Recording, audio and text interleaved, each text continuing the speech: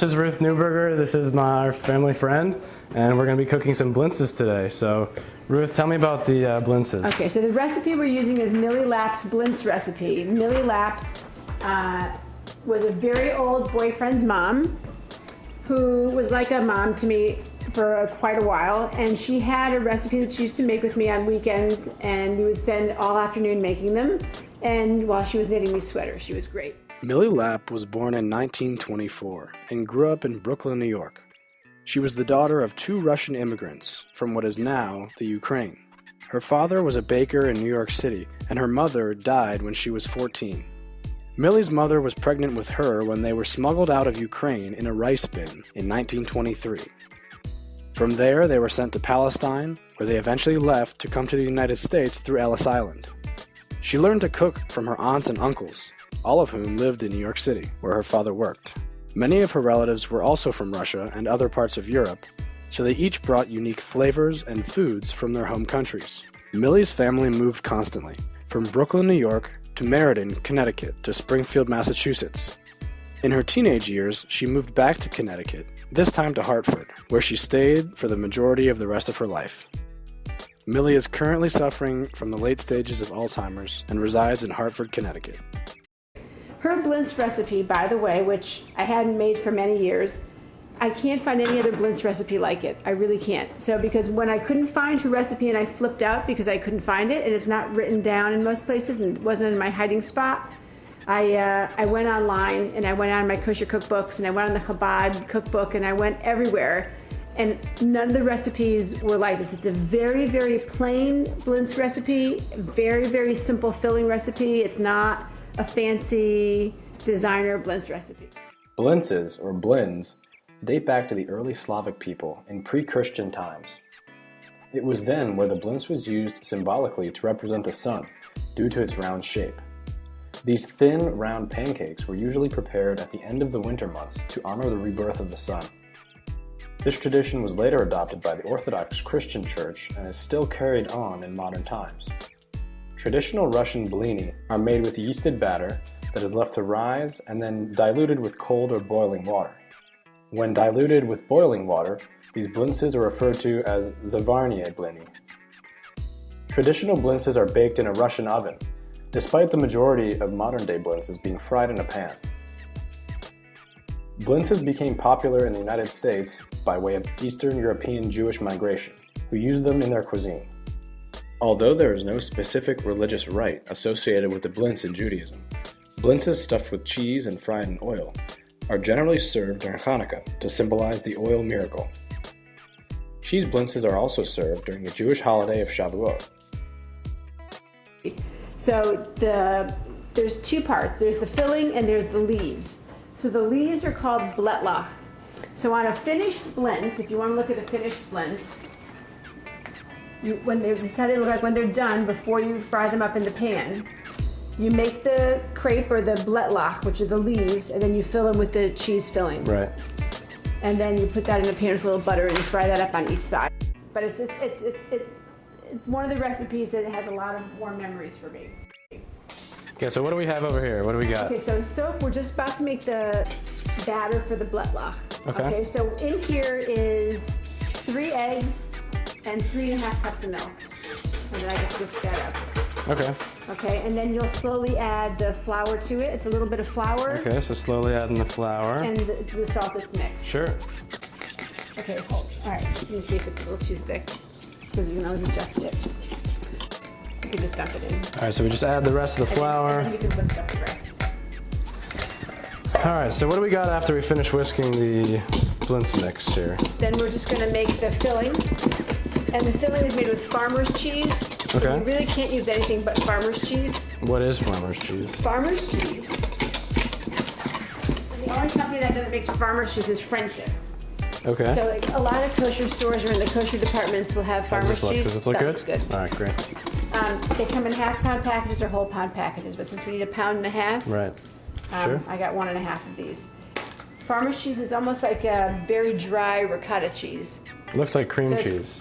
Well, we add cream cheese to it also, but it's very light, Okay. and it's like imagine if you mashed up cottage cheese and took out all the moisture. That's what it is. And actually, it turns out the green one is lactose free. Wow. And so there's already some in here, you said? I put the half pound and I put the cream cheese. I put the cream cheese, the other half pound, and the pound of farmer's cheese is in here. And we got the 2 eggs? Well, we have to crack the eggs. Okay. And you know how to check, you know how to crack eggs to make sure they're kosher, right? Why don't you show me how to do that? Okay, so you know when you crack eggs for cooking, you have to check to make sure that there's no blood spots in them. So whenever I crack an egg, I always take a glass bowl. Okay. You crack the egg, and then you just make sure there's no blood or a fertilized egg in there, and then once that's okay, you put it in. Okay. And then it says 2 to 3 eggs, but I'm doing 2. Sure. Because they're not so small. Okay. So we mix that on low for a couple minutes, or just? I've never used it in this mixer. I've only ever done it with a hand mixer or whatever. But I figured we have it so we can. Now, one of the things you can do, it doesn't say it in the recipe. Right. But what you can do is if you want it to taste a little sweeter, you can add a drop of vanilla. Okay. So we'll just add like a drop. Sure. A couple drops of vanilla. It's good to know. And then that's it. That's the filling. All right, so the filling is ready. Yeah, in fact, that's probably mixed more than I've ever mixed it before. So that's that. Whole process here is you have to work really quickly to make the blatlock. So Okay. here's an 8-inch pan, and you just pour between 1/4 to 1/3 of a cup, like less than 1/3 of a cup. You spin it, and so what I do is I keep a bottle of oil right here and a paper towel. So between each one, I just kind of dab it and rub it on it. I don't use a spray or anything. Right. So they're very thin. They're quick because they're very thin? They're quick because they're thin, and then you only cook them on one side. Okay. You don't need to flip it over. And then you put it on a plate, and I put a paper towel between each one. So you wait till it gets good and hot. So here's like 1/3 of a cup measuring cup, so you don't want to, you don't want a 1/4 cup because then it'll be full. And So I'll do you one measure and it? Bill do one. Do you measure it because you need a measurement, or is it just because that's kind of? It's about the it's right about amount. the right. Okay, sure. Okay. And like this was a little thicker than the last one I did, so it should be fine. You can always add a drop of milk or something. Okay. If it doesn't seem right. Sure. All right, well, we'll try one. Okay. So what we'll do is you pour a little bit in. Okay. And just kind of spin it around. Okay. And then you just let it cook very quickly. A spoon over here is the dairy side. Okay, dairy side. So you have separate dishes for dairy and meat. And silverware. So. Silverware. Okay. So we'll put the filling over here. Okay. And then you can take, Spoon's worth. how it looks. And spread a little bit. Not too much. That's good. Because you're going to want to roll it up. Okay. Okay, so to roll it up, it's kind of just the same way you'd roll up a wrap, which are people eat now. You just fold it over. Right. Then tuck in the sides.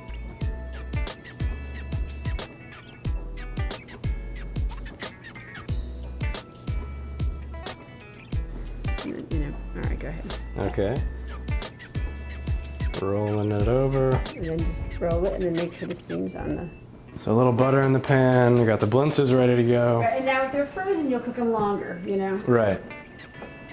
Yeah, you can buy them frozen, but I think fresh is always better. But Or even when they're frozen. You make this batch. Okay. Because a lot of people make them, freeze them, Right. and then take them out for a holiday or take them out, for breakfast on a Sunday or whatever. Because they make so many too. You have this recipe that's so many. There's a lot to make. You just put it in. You can hear it kind of sizzling. You don't need a lot of butter. I mean, All right, so that one's mine. that one. We'll see whose turns out better. Okay. Well, hopefully they're all tasting the same. Sure. I like to have mine plain or with a little bit of jam on it. So whatever kind of preserve or jam, or if you made jam in the summertime, you could. Or you can put the jam inside, right? You said you could put the. No, because then it leaks out. Oh, The filling would have to be a thick filling. Okay. All right, so we're looking for that golden brown On both sides. on both sides. Gotcha. And then again, just like how you have to wash it a lot when you're cooking it. Right. It doesn't take long to have it burn. All right, so we leave these on for a few minutes on each side. Let them Not get even a kind few of minutes. I mean, I really think just. it's almost ready. The thing is, what they take the time is if you do the whole process and make all the leaves, and then Right. you're sitting and then you roll them all. It's actually a nice social thing if you're with spending an afternoon with Millie or whoever, or someone in your family. So that's how they're really supposed to look when they're cooked. Nice and golden brown, On both crispy on each sides. side. And then the inside should be warm with filling. Okay, do you want to? Sure. So take a little jam. Fork. Okay. You're welcome. Do you want something to drink? I'm good. I'm good. All right, take a Blintz. That's yours.